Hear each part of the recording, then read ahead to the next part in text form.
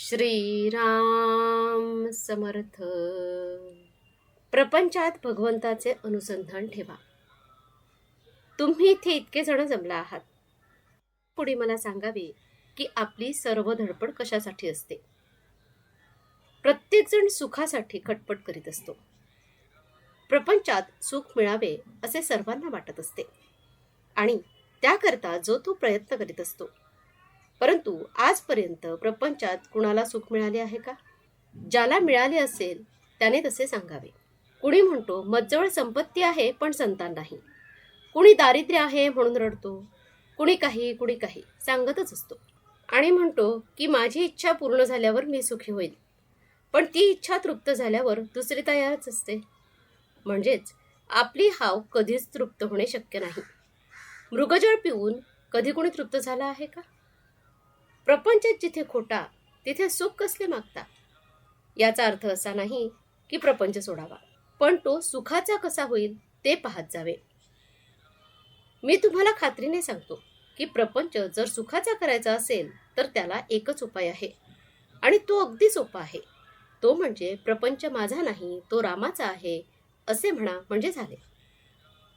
हे दिसायला सोपे आहे पण आचरणात आणायला अत्यंत कठीण आहे. ते परमात्म्याची कृपा झाल्याशिवाय साधायचे नाही. याकरता रामाला अनन्य भावाने शरण जावे म्हणजे त्याची कृपा होईल. त्याच्या कृपेला तुम्ही देहबुद्धीचा बंधारा घालू नका. सर्व विसरून भगवंताला आळवावे. भगवंताची कृपा आपल्यावर आहेच असे म्हणावे. ती काम करीतच असते. आपण आपल्या शंकेने ते झाकून टाकू नये.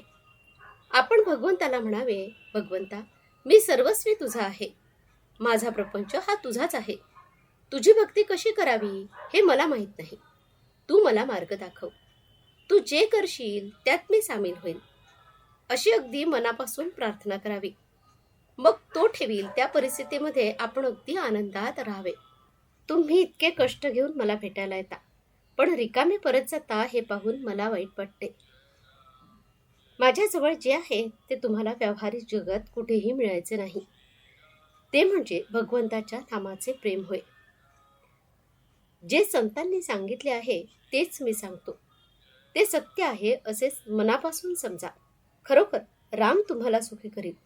तुम्हाला माझा आशीर्वाद आहे की तुम्हाला नामाचे म्हणजे भगवंताचे प्रेम खात्रीने लाभेल. आजचे बोधवचन. सुखाने प्रपंच करा पण त्यामध्ये भगवंताचे अनुसंधान ठेवा. जानकी जीवन स्मरण. जय जय राम. श्रीराम समर्थ.